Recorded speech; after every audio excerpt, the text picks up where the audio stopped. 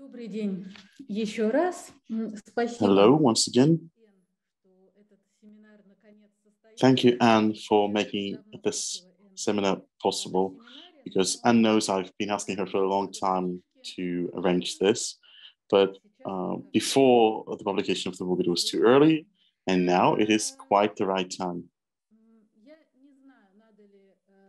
I'm not sure whether I should introduce Anne in detail, because I assume that everyone present here, you all know that Anne is the professor of the Toronto University, and quite a few of you probably are using the database that was created by Anne, the database of Samizdat publications. I've used this database quite a few times when I needed it for my lectures. I was able to find the photocopies of the original materials. И еще одно важное издание, каталогизирующее. One more publication by Anne, which I really should mention, which is a catalog and a list of materials that we need. It's a publication published jointly by Anne and Gennady Kuzovkin, who is literally joining us at this very moment.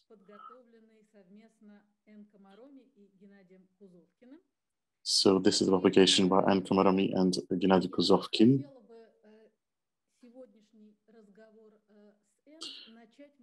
Which was catalog of the periods of Samizdat. And today's discussion, today's conversation with Anna, I wanted to start actually not with that very book, but to share a few thoughts and reflections on the previous book of Anne, because it might be beneficial for us to kind of draw the context of, and the backdrop for the conversation of today. You see, I've got this book in a rather grayish and dull format without a beautiful cover, but still it is here with me. And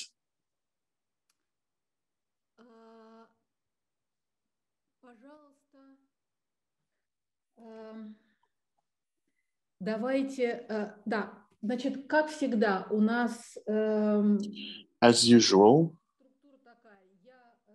the structure for today is I'll be asking some questions, which does not preclude us from asking other questions.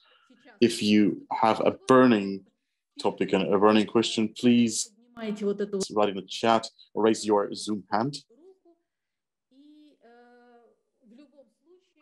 In any case, after our conversation between me and Anne, whether you join it or not on the go, there will be still time set aside for questions and comments. So feel free to join at least then.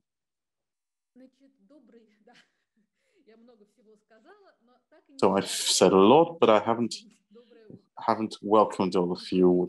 Good afternoon, good morning, Anne. Thank you. I'm very happy for finally having this conversation happening. Thanks to you, Olga, and to the memorial community.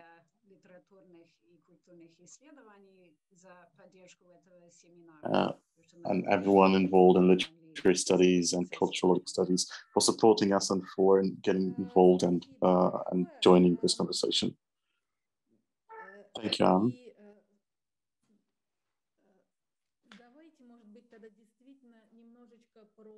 So let's start, maybe first of all, with the structure of the new book and how it relates to what you have done in the past, what you were involved with, engaged with in the past. Because this book is a kind of a summary of a lot of your work. And it is very strong in theory and strongly summarizing a lot of research material. So it must be so because there have just been a lot of research done before it. Yes, thank you. Let me share a few words about the previous book, which was dedicated mostly to the uncensored novels.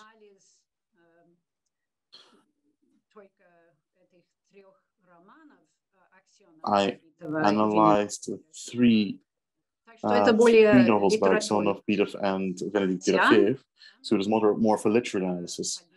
Though even there, I've already started using the concept of field of the unofficial culture, and that field I saw, or I already saw this field not just as a literary and cultural phenomenon, but in a wider sense, but also a common area, a common field with the human rights defenders and activism. And there, the theory axis of that analysis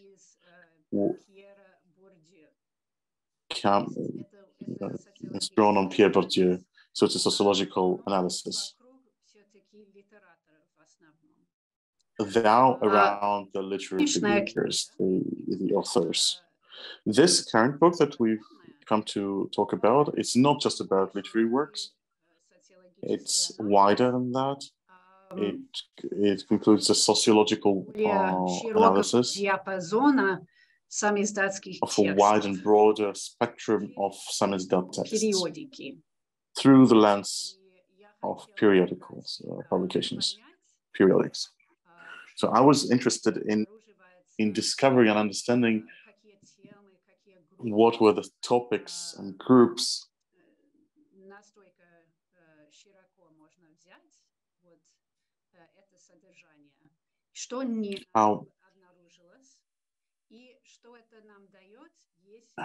how broadly we can look at it, and what it tells us and shows us if we look at Samizdat as a way of text existence, as Alexander Yulievich Daniel said.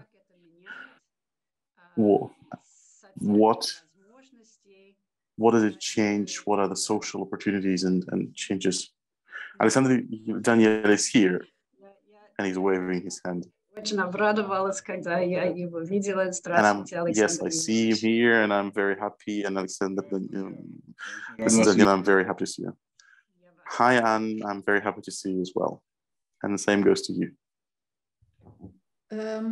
Да, и может быть мы тогда действительно, потому что then perhaps, because since the book is complex, it's complicated in how it's structured. And barely if any of you of us here have read it, because it hasn't arrived to Moscow yet, and God knows when it will. So maybe we can start with about the structure, about the sources used, and then we can continue with smart reflections that we can. Of course, this is a complicated task to collect data on Samizdat, because Samizdat, as a way of the text existence, it's a transitionary form between oral, cultural, and printed culture. And so the data and sources are diverse and are not very obvious. It took me almost 5 years to go through the archives in North America and Russia and Europe and Israel to collect the data on the periodics of Samizdat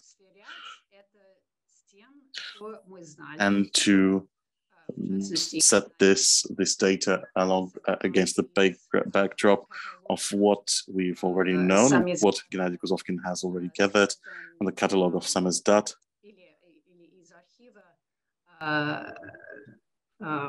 Radio Svobody и каталог на основе the archives of Radio Liberty and the catalog based on that collection. There have been obviously other bibliographical reference groups. Alexander Suetnov also looked at Samizdat in its breadth and width of its contents. So there is human rights defenders publications, and the rock music and religious and national movements are also reflected there, and obviously literary work. So in that spirit, I wanted to, having in mind those limitations, that we just narrow down Samizdat to just the periodical publications. I wanted to look what were the themes and groups involved. Thank you, Anne.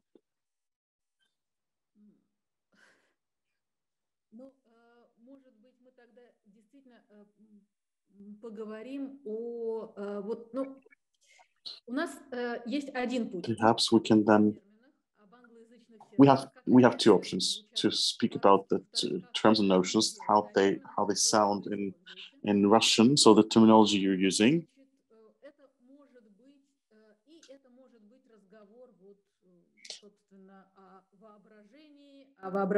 Or we can talk about the imagination of history, and our imagination of the past. So the chapters that are in the book. Perhaps I'd suggest we start with this key notion of imagination. Imagination. Who imagines, and what do they imagine, and how can we see that?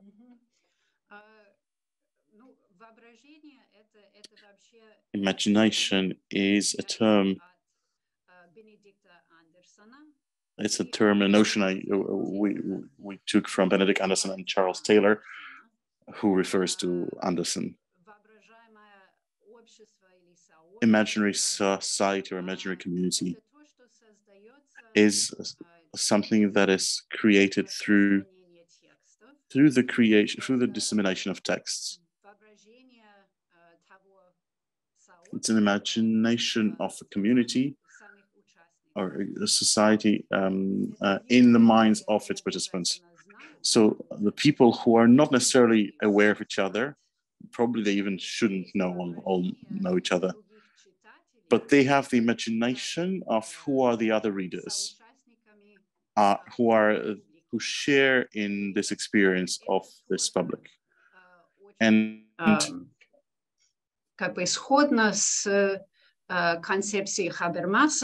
And this aligns with Habermas' concept of the public sphere. So when people talk to each other and see and imagine each other, not just face to face or being in one room, one space, but also through the reading and through the dissemination of the texts. And that is considered by those theoretical scholars a very important and essential part of our contemporary period of history, our modernization.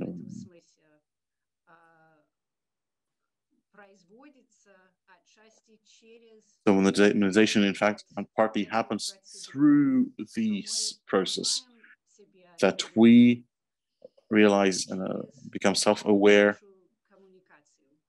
through ourselves and through the communication. So for me, it was interesting that it speaks not just of the Soviet period, but also these materials and this history can also reflect something, can also reflect how the social imagination changes when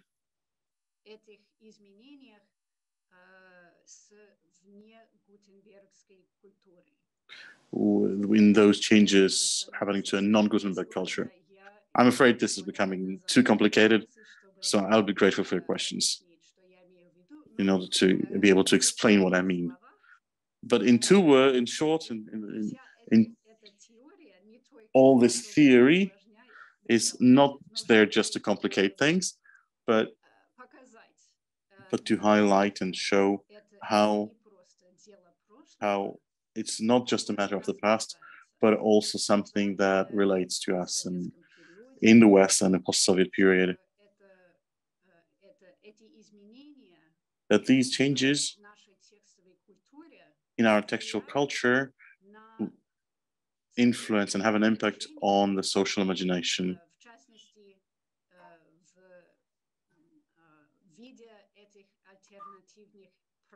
and in particular, seeing those alternative truths which are everywhere. Про социальное воображение. It is very interesting for me to hear about social imagination. I also said in the very beginning that you introduced the notion of Soviet social imagination. How is it possible just to generalize, to summarize this huge, vast generalization? We have the notion of civil society, and everybody knows it. Everybody accepts this notion. We also have the notion of community groups, which in particular know themselves, and they are being created around this Samizdat idea, a Jewish movement or Baptists or Lithuanians, Lithuanian national movement or culture. And these groups see themselves through these texts. The texts which are being produced not only as a result of a printing system, but also the result of production of the participants of this culture or these groups. You mean that this is a kind of imagining themselves as a part of a certain group or society, creating the imagination and imagining the history of a group to which you belong. Exactly. Before, it happens through print. This is the social sphere as Habermas described it. And Benedict Anderson also described it. This is the social imagination through reading and through distributing of texts.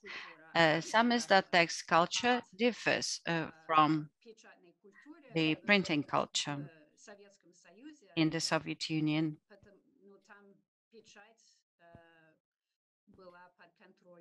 Because printing was and publishing was the official realm under control of the state, and Samizdat gave the possibility to citizens to create texts and distribute them.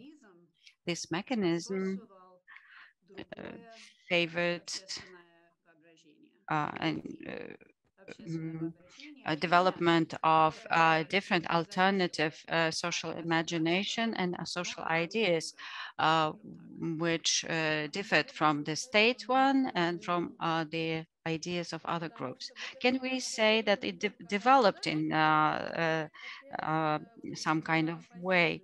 If we are talking about relations with the state, it will mean the binary opposition, that we're always opposite. We are placing ourselves on the other side of the state. But when we develop in different direction, then we develop in different ways. And what I want to ask, is it a question of unity?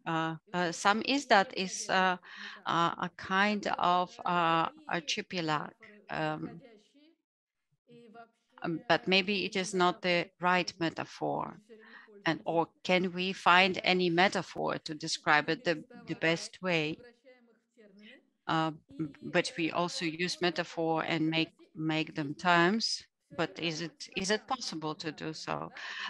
We are talking about a spacious metaphors. The binary opposition, we are talking about the space. Then we say horizontal, vertical, it is also about the space.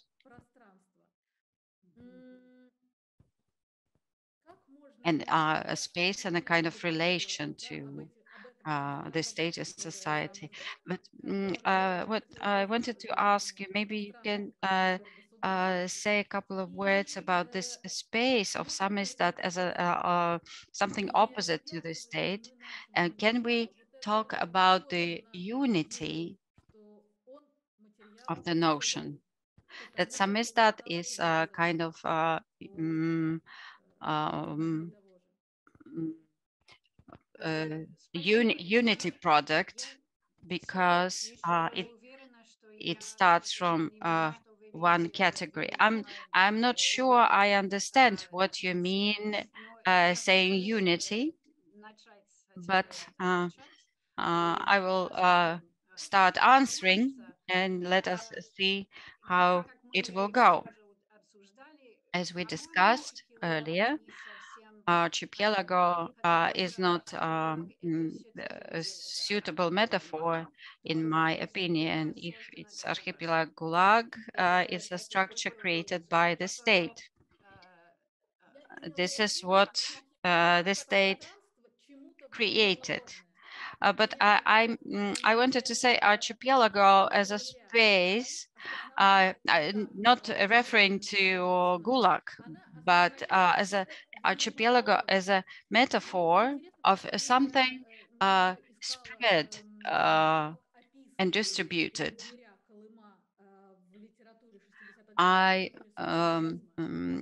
worked studying one of my studies related to a way of describing gulags in the literature.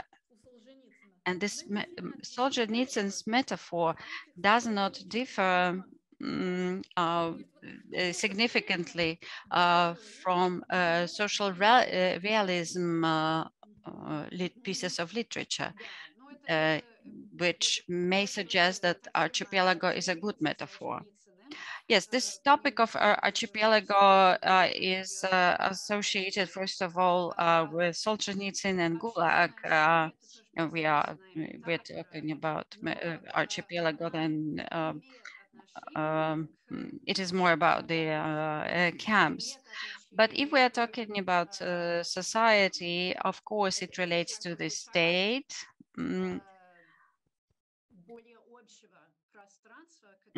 If we're talking about the space, it is a part of a wider space, which is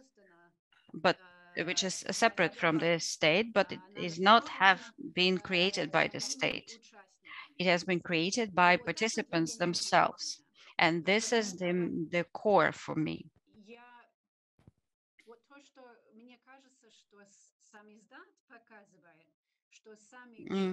What I think, what Samizdat shows, that citizens can act, and it has a meaning. It makes a difference. Their activity makes a difference, no matter what the state decides. There is a certain relation. However, it is about ability of citizens themselves, and this is the most important. Whether it is archipelago, whether we go through this association with Solzhenitsyn and Gulag, this is about what the state does to a person. But now here we are talking with about a group of people, or a community of people who are themselves creating their imagination of society and of the society they want to have. So what do we have? Do we have groups of people? What did you study? Groups of people or what they wrote? I studied what they wrote in the form of periodic publications. I studied periodic publications. And I compared them with all discourses of these theoreticians in the West, but not only. It is a different text culture. And the whole, this historiography has been already made by memorial people, and their work was the basis for my work and a starting point to my work on this book. Thank you. I postpone the topic about truth, but maybe first, Alexander has a question. I have a short question, and you said that Samizdat was a mechanism to construct. Actually, I do not like the terminology of Anderson, but let us use this a kind of imaginary community. But what about this side of Samizdat and a role of constructing beyond, for example, Ukrainian Samizdat? It is not the thing it's in itself, but these are also separate texts of Ukrainian Samizdat, which created vision of people from outside of this community about this community. Not all, but for example, texts by Valentin Morozov, his novels, Chernobyl texts, they were also distributed by the Russian Samizdat and created the vision, the image of Ukrainian Samizdat outside of Ukraine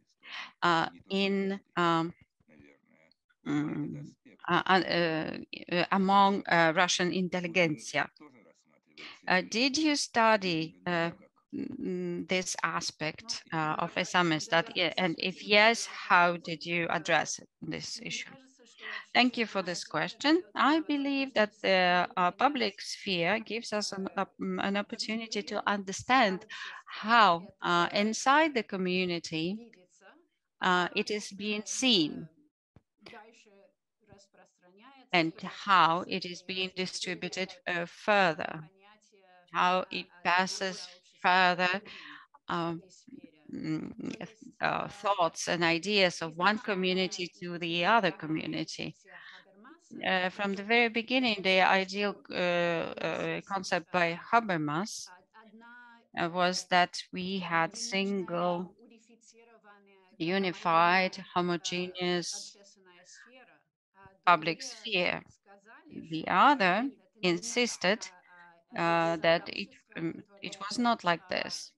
There were communities, there are communities which have conflicts between themselves. Different communities have different ideas, questions, issues, demands, not only towards the state, but also to dominating social groups in this social sphere, a social realm. So it is quite possible that in a certain group, the imagining of themselves or itself can be accepted by a wider social group, but it also can be a demand or request or even conflict with others. It depends from a degree of closeness of societies, of these communities. Some are ready to be only with their people.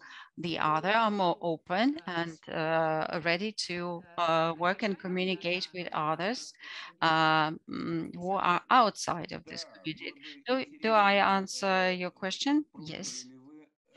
I wonder, did you try to study these communities from the point of view of openness and closeness. We know that religious communities are more closed. They have their own ecological niche in Samizdat that they do not go beyond this niche, and nobody wants to enter this niche. But there are communities which are more open. I gave you an example of Ukrainian Samizdat. This ideas which are product of Ukrainian Samizdat could be available for others. But as far as Lithuanian Samizdat is concerned, I know that there are texts which would present Lithuanian national cultural religious movement to outside people.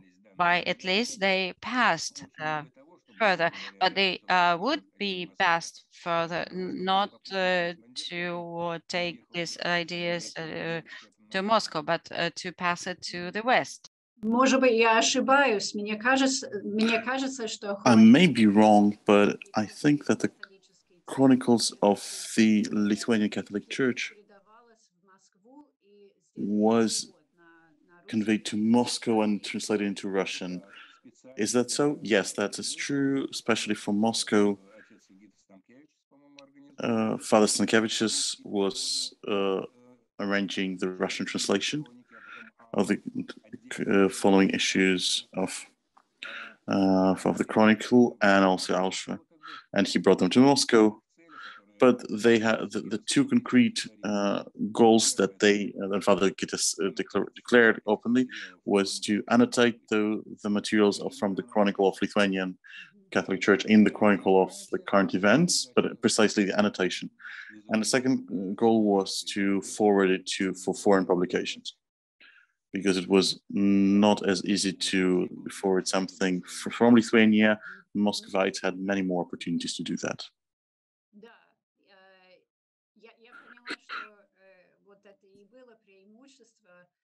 And I see that this is an advantage of forwarding things to Moscow for foreign publication, but that also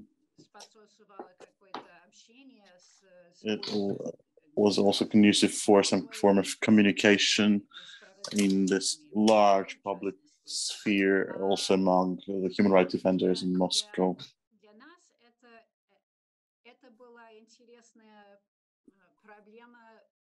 For us, this was an interesting problem of knowledge. So, practically, to gather data about these publications was on that the things we knew and that there were things that we didn't also know. So, if someone is not a member of this community, it's not always obvious. So there had to be someone who wanted others to know about them and about the existence of these texts. And I'm absolutely sure that we will discover that it's what we've gathered is not all there is about those communities. So, but the very problem of openness and closeness of those communities, epistemologically, but also sociologically, is a very, actually, very relevant one still. Not just historiographically, but also looking at our contemporary situation. Yes, of course, says Mr. Daniel. And if I may, I'll jump in with another question, which is much more concrete. There was a publication which didn't exist for too long, but I think it is an important phenomenon of Samizdat culture. It's a Leningrad magazine called Summa. It's the kind of meta Samizdat publication. If I'm right, you use the materials from Summa. Yes, of course. Есть хорошее издание, First of all, because there's a good republication of the contents of Summa and being explained and described. То, что Вершик издал, да? Да. Published by Vershik, yes? Yes, correct. And of course, in such cases, it made our work really uncomfortable. Такого реферативного издания тоже интересно. And the very existence of a cataloging referative publication is a very peculiar one. And so if we return to an earlier question about the development of this culture of Samizdat, we can see that Summa is a sign of for real development and awareness of the fact that there's a need to gather and convey and discuss and broaden this diapason and spectrum. But of course, they had their limitations. They couldn't refer everything, and they try very hard, said Mr. Daniel. Yes, of course.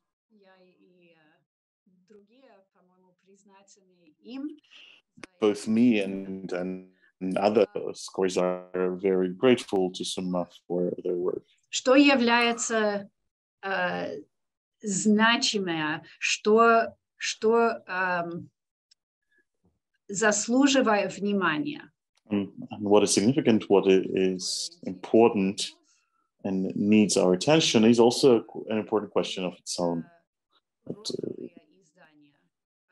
like in the Suyetnov's publication, he lists the rock music publications, because as I understand, he himself was a participant of that subculture. So he described them.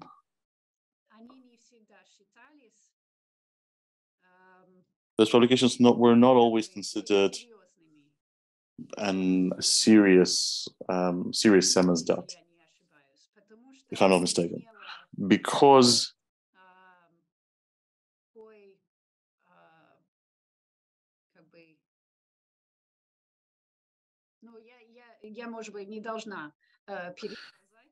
perhaps I shouldn't be referring what others must have thought. Maybe Mr. Daniel, you can share your thoughts whether such phenomenon as rock music, samizdat, or other even more closed subgroups and communities. Well, I think, says Mr. Daniel, that rock culture was one of the strongest subcultures, unofficial subcultures in the Soviet times. On the other hand, the question is whether it overlapped in any ways in terms of contents and personalities with other subcultures, for example, with the human rights defense movement or with literary samizdat. This actually is calling for a separate research, and and I don't know much about rock subculture, almost nothing, but I think it would be very important to have a closer look at and introduce this into the common discourse, as, for example, how the subculture of bards and songs, sung poetry was also overlapping with other subcultures and communities. Thank you very much. How we will go back from subcultures towards the truth? Well, let's try. You have several works on truth. Why is this such an important topic? Why speaking out the truth? Why is it so essential? You have several angles there, right? History. It's our past. But truth it has a different, is somewhere on a different level, or isn't it? Does it? Is truth somehow related to the history and who we are? So how truth relates to other topics that you focus on? Well, in part, it is connected to the question of what deserves our attention. Truth is a very profound thing. And these communities, the subcultures, for example, rock music fans, and we can say that they have their own truth, and they did use this term actually, truth. And truth is, in this context, this is something alternative to the truth disseminated through the official printed press. There's the truth of the party, there's the official truth, and there's something that is being hidden or censored or even denied. Of course, the historical facts of what happened in Stalin's times, or the facts of what the authorities did to persons, so the facts mentioned in the chronicles of the current events, this is clear. This is the factological truth. It's something objective, and it has strong public resonance. But there are other truths which are, that can be a spiritual truth. The word that is used in Russian is istina. Something that is a truth on the level of cultural values or soul or someone's behavior. In the rock music fans, a community, there was their own understanding of how to behave, how to relate to others, some kind of code. And for them, that was an important value. And this is also part of, and this contributes to social atmosphere between them, right?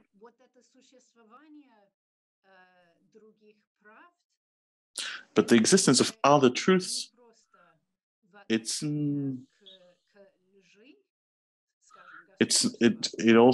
is not anymore just about the lack of truth, like the state falsehoods, but is also, the truth becomes relative because it relates to specific communities and how what are the values and how they see themselves and their members and what they gather around. Not all the truths are equally accepted by everyone in the large public sphere. So to say I have nothing to deal with the human rights defenders, or so the truths I'm interested in are not this political facts of the human rights defender movement. Sorry, misunderstood. Someone could say, I'm not interested some poet could say, I'm not interested in the facts gathered by the human rights defenders, and the human rights defenders could say, oh, I'm not interested in the truths of those poets. Those are not the facts that we can use in our work towards bringing international attention to the human rights violations.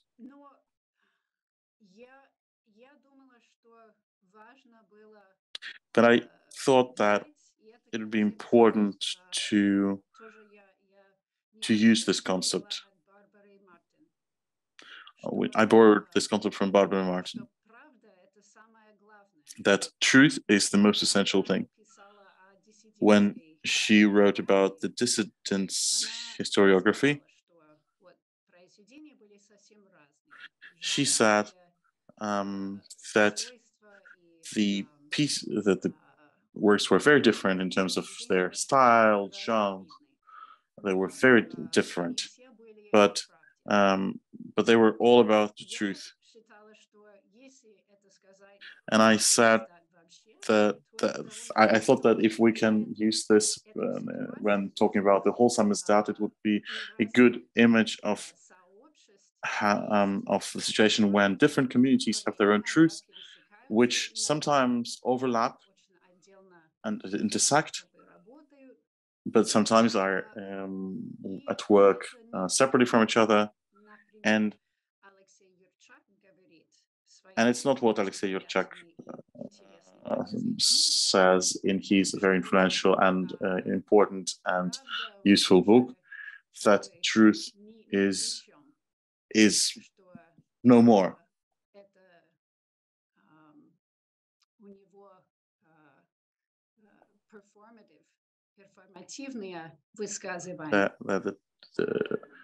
He speaks of performative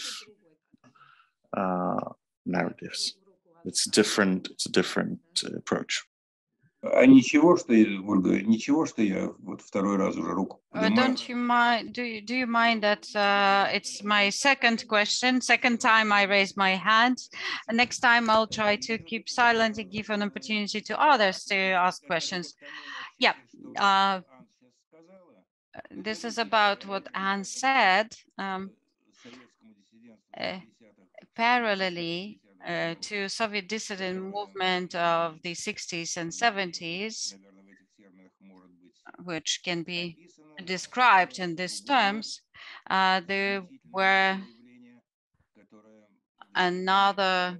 was another public movement which could be described similarly. It is so-called Orthodox revival. These were partially parallel, partially overlapping. Maybe some of the representatives would not agree to be called dissidents, but this is not that crucial now. But what I want to say that in different communities and societies, in situations like this with independent cultural civic movements, there are different relations and correlations. We spoke about rock culture. Maybe we can build a separate narrative of a rock music culture. It would not correlate to human rights defenders movement. But if we take Czechoslovakia, that we remember Martin Leroux recently, who recently died, Plastic People, and it turns out that events in the sphere of rock culture, rock music culture, start to become the starting points for the civic movements, like Charter 67, which arose around the Plastic People. And this situation brought together different people who did not have nothing to do with the rock music culture. I wanted just to point out to this a certain national specificity, or maybe it is specificity related to the situation. Yes, thank you. I think that this points at the following, that very often these cultures or these communities are being seen totally separate. In particular, unofficial cultural activity is being seen totally separate from the human rights movement. In different situations, we could see relations. As you say that in Czechoslovakia, it was more related with significant social events. But I would like to question this tendency to see significance of one society or phenomena through its political or general social resonance. I wanted to pay attention at the fact that Samizdat favors in different societies, not depending on whether they could be well known, generally known, or politically influential in this context. But why? I believe that non-Gutenberg's culture creates settings for creation of alternative rights, and this ability makes difference. At the same time, this is a kind of social potential which could be in itself neutral, and this mechanism could be neutral, but the results could be positive, constructive for society, or the other way around. This could be nationalism or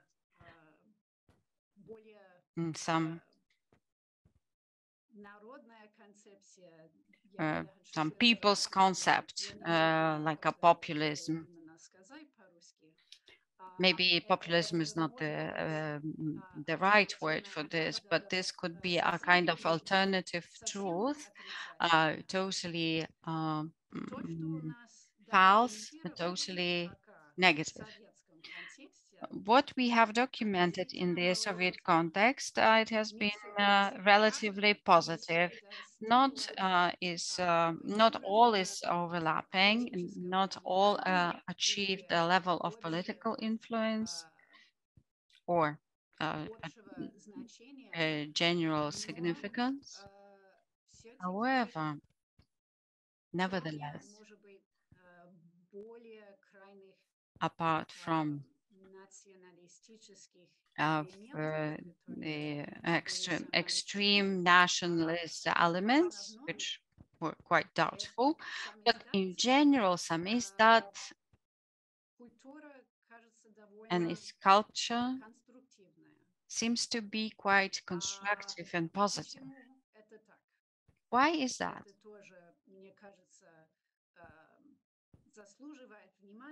This, in my opinion, deserves an attention.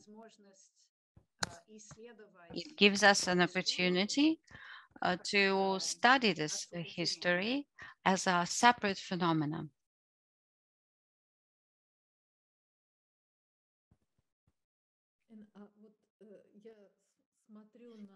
And I go through my notes. You also were talking about imaginary space for discussion, if I'm not mistaken. What is this space for discussion, and how is it related with the truth? Yes, please. This imaginary space for discussion, does it include a discussion about truth? Or discussion is what we have when the truth is not needed? What is this imaginary talk about? What is the imaginary space for discussion? Who is talking with whom? Who is sending a letter to whom, and who is waiting for the answer? What is the space for discussion in our imagination? I think Charles Taylor is using this term, and this is in relation with distribution of the texts which unite people through space, geographic space and time. This is what it is. It is the social imagination, as we call it here. Also, it was interesting for me to think about it through prism of Samizdat periodic texts, because we have an imaginary space which has some relation to geographic space and to the space of space in the publication itself, the space on the page, the volume of a magazine or other form of publication. When we pose a question about the space, imaginary space, we imply how wide geographically this publication is being distributed. And also, we are talking about who is finding its place in this publication. Are these many authors or narrow group of writers? Also, the time differs. But if we're talking about the space, it is not only imaginary, but if we're talking about saying imaginary implies that there is a certain relation to geography and physical form of the publication itself. Thank you. I think it's time to ask the participants whether they would like to join the discussion and ask their questions. Please join. Ekaterina Vasilyeva. Thank you, Ann Komaromi. I read your previous book, and I will definitely read this new book. I'm very interested in the topic you are touching upon, you are describing. I would like to ask about the truth in your book. You said that in your book you use the wide spectrum of the literature, periodic texts, and other. I would like to ask the following. Actually, all these texts, if I understood correctly, make their contribution to the discussion about the truth. But I want to ask, do you classify different strategies and techniques in terms of how different texts of different genres pass forward the truth? Maybe novels do it differently than periodic texts. The second question, you said about alternative truth in different communities and societies in Samizdat, and sometimes these truths do not overlap, do not meet, but all of them were heading towards the truth. And these truths were many, they were multiple. How it was possible that all these truths opposed to the official truths? The official truth posed itself as a real truth, but was not conceived by others as a real truth. Were there any techniques or strategies of certain sincerity, how these truths of these different communities would oppose the official truth as a competing truth? Were there a structural gap between different truths of different samizdat and fails of the official culture and ideology? Thank you very much for this question. I will try to answer at least partially. What unite them?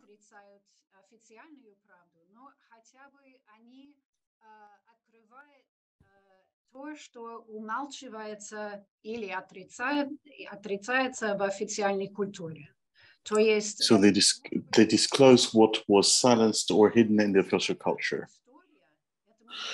It will be their own history, their own history of Crimean Tatars, or history of rock musicians in the Soviet Union. Whatever, basically, it is something important for a specific community, something that they see insufficiently disclosed in the official culture or reflected by the official culture. So it's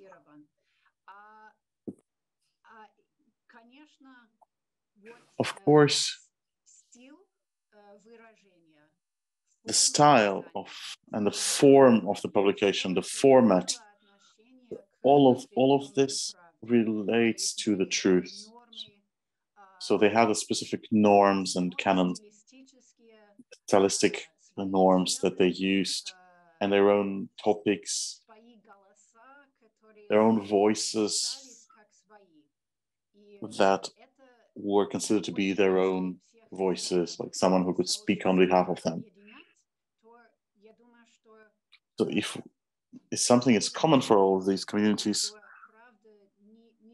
it becomes more obvious that the truth is not just one thing on the factological level, which is also important, but these truths, plural truths, were something that could be reflected in their own terms and their own voices and style by each of those communities. Of course, every single community, through the course of its development, you can see the conflicting concepts of what their truths are, how to reflect their truth. But obviously, that's already a very detailed level.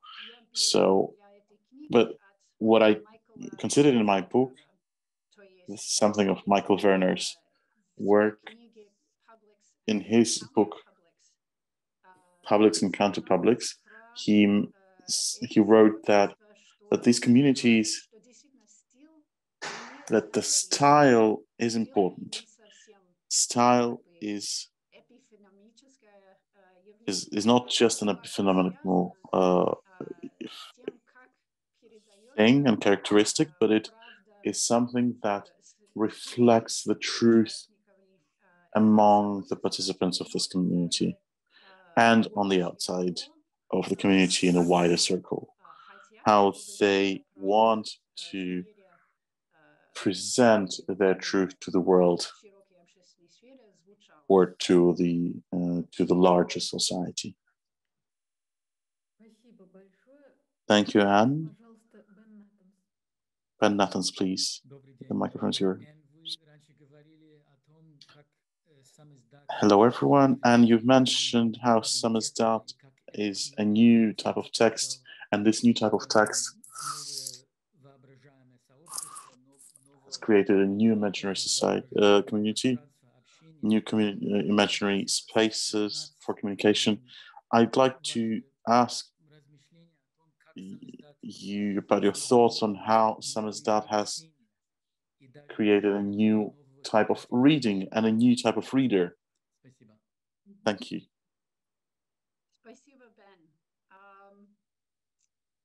Thank you, Ben. Thank you so much. Of course, reading Samizdat texts was a specific type of reading. The significance of those texts, the importance of those texts could be felt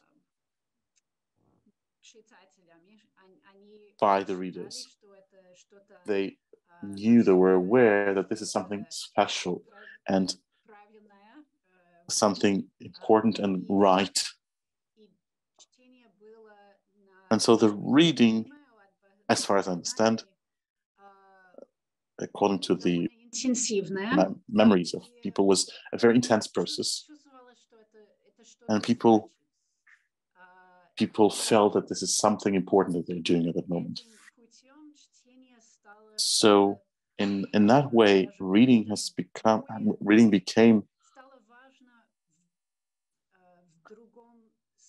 became an important activity in a different way than reading something printed officially, because reading became a way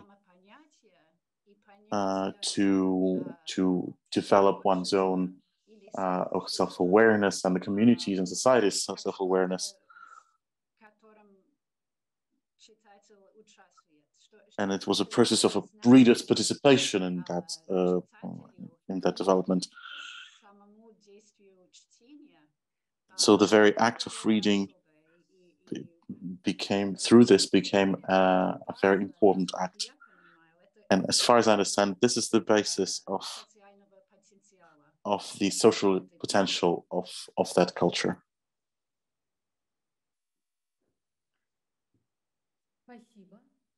Thank you, Anne.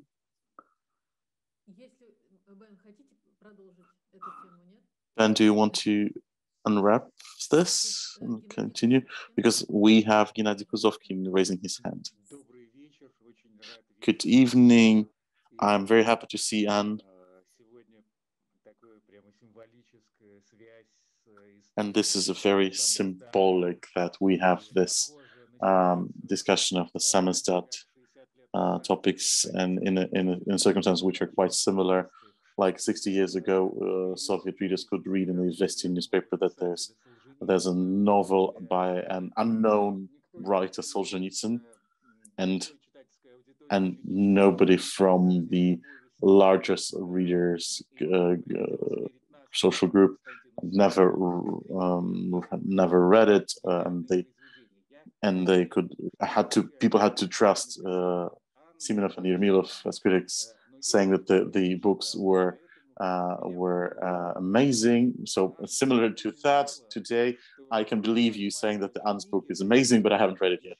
But now, Anne, I understand that you consider your book as, and I'm continuing Ben Nathan's question here, that you will, in your book, you're considering the specifics of reading of Samizdat, Samizdat's periodics, and I would like to know what are the specific traits of reading of Samizdat periodics that you can mention. Thank you very much, Gennady. I'm very happy to at least virtually see you today. So Samizdat periodics, the specificity lies in the fact that they are something that there's at least an intention of continuing them through a period of time, and to continue this establishing this connection with the readers. And together with the notion of space, it creates a chronotope. I use Bakhtin's term, saying that a person realizes themselves, actualize themselves, realize themselves in a certain chronotope. And periodics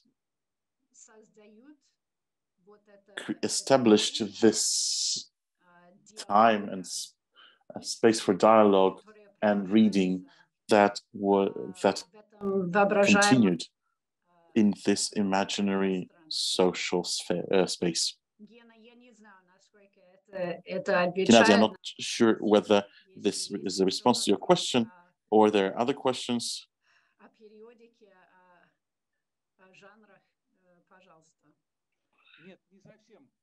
Is it a full response? Maybe you want to discuss the genres. No, I'm interested in what you just said, because I haven't read the book yet, as I said, but I'm curious. I have a question about the constructing.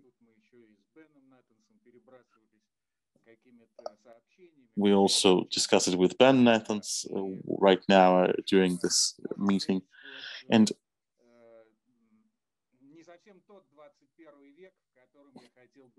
maybe this is not the 21st century I would have preferred to live in. And against this backdrop, the constructing of Samizdat was an independent thing. Weren't there any other factors at play? For example, why in the third wave of immigration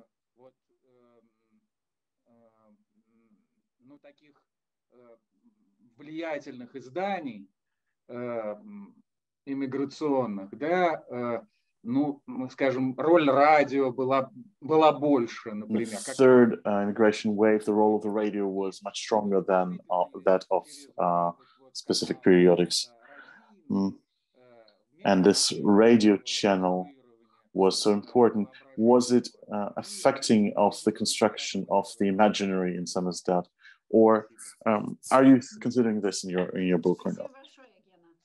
Thank you very much, Gennady. Of course, this is a question. In my book, I'm not considering this question in full.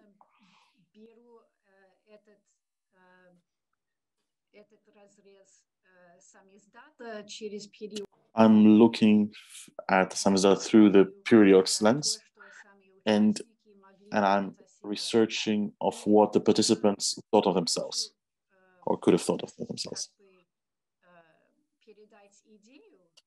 And so I wanted to convey this idea that the participants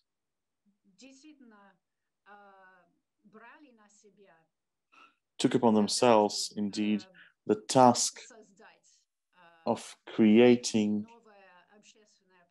a new public space.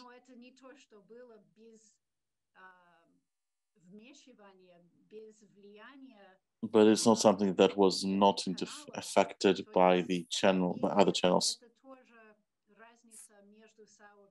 And it's also, there was a difference between communities. This relates to this openness and closeness question we discussed earlier today. Who wanted to convey their periodics to the West? Who thought of the West as their target audience and who didn't?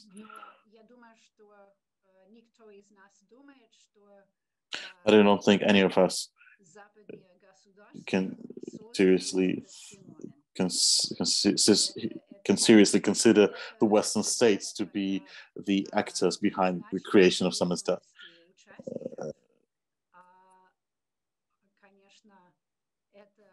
This would undermine the importance of the activities of the authors, but this is something that the Soviet governments or authorities were actually saying about Samizdat, and I believe that this is not true, but it doesn't mean that there were no impact or no influence of the international public on Samizdat. Gennady, I'm not sure I'm quite accurately replying to your question, so maybe if you can reformulate once again, I will try to respond again. No, you actually responded to my question in farewell, so I now know more about what you consider in your book, what you're not considering in your book, and fullness of the material. So thank you very much for sharing. Thank you for your question. Thank you. Do we have any more questions?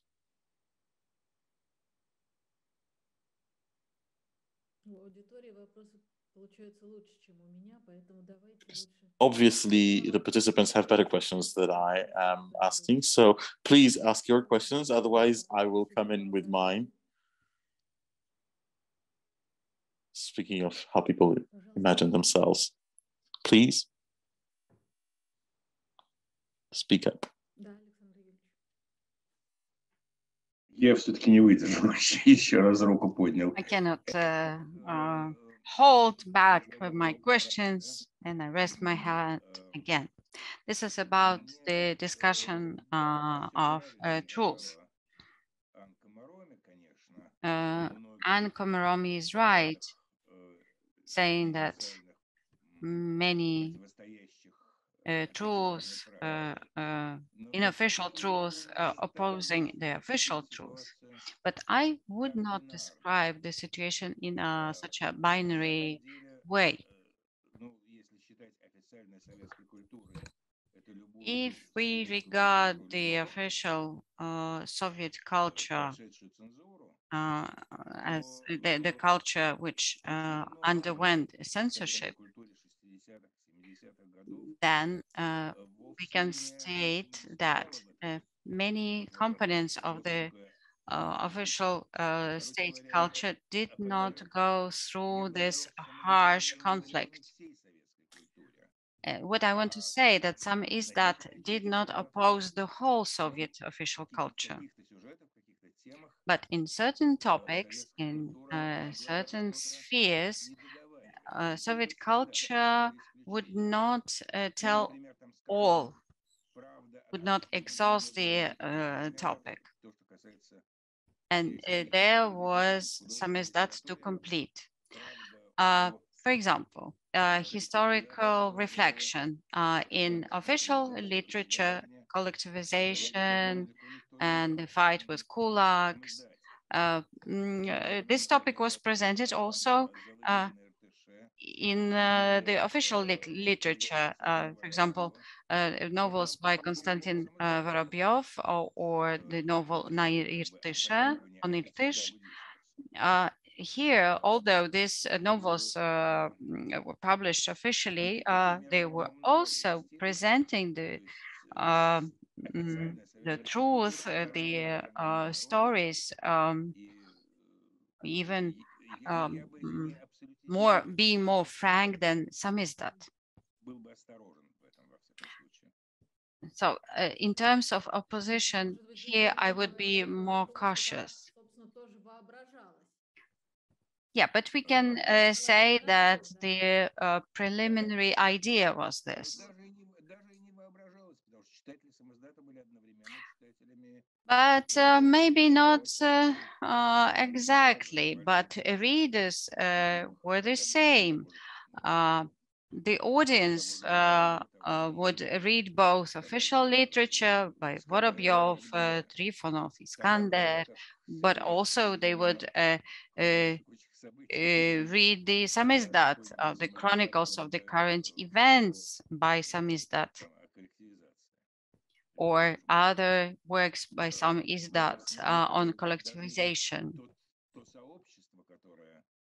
In the sense, this community, which was related to this culture, was also related in certain aspects of the official culture, if we call it this way, not to lesser extent. Thank you, Alexander Yulievich. I would agree with you. I agree with you fully. And I write about this in this book. And I'm not the only one who points out. My colleagues, historians, also write about this. And indeed, what we have the imagination about the official culture. The official culture is not being seen as a part of a binary opposition towards the official culture. On the contrary, it is interesting to see what is being passed forward, what comes from the official culture to Samizdat and vice versa, from official to unofficial. My colleague here, yeah, and vice versa, right, you're right. This is also interesting. Maybe vice versa would be more interesting even. Maybe not properly described by me yet, but at least the facts and the search for truth in the official Soviet culture apparently was very important for the Samizdat and what was being done by it. It is not the separate phenomenon, but a certain topics, also with support of Khrushchev, or search for truth in Stalin's epoch, went to Samizdat when it was no possibility to publish it within the official culture. It was not, as Solzhenitsyn put it, the truth is on one side and the false is on the other. I disagree with this, and researchers and historians also do not conceive the situation this way. Thank you. This is quite optimistic topic for the final question, but maybe it's not the final question. Maybe you also have some questions or comments. But from my side, I would like to thank you for your attention. Not all of you had an occasion to read this book. Please write to me, and I will try to help you and send it over. Thank you very much. Thank you, Anne, for this conversation and for the active participation in other discussions. It is not always the authors whom we host are as active as you are when discussing other books. Thank you so much. Yes, very good. Thank you all to all who joined us, who asked their questions. The next meeting we are going to held on the 9th of December. We are going to talk about the book which not many people have. It's the biography of Shalamov, Franziska Toll in German. I will distribute the announcement for our next meeting. Thank you very much and goodbye.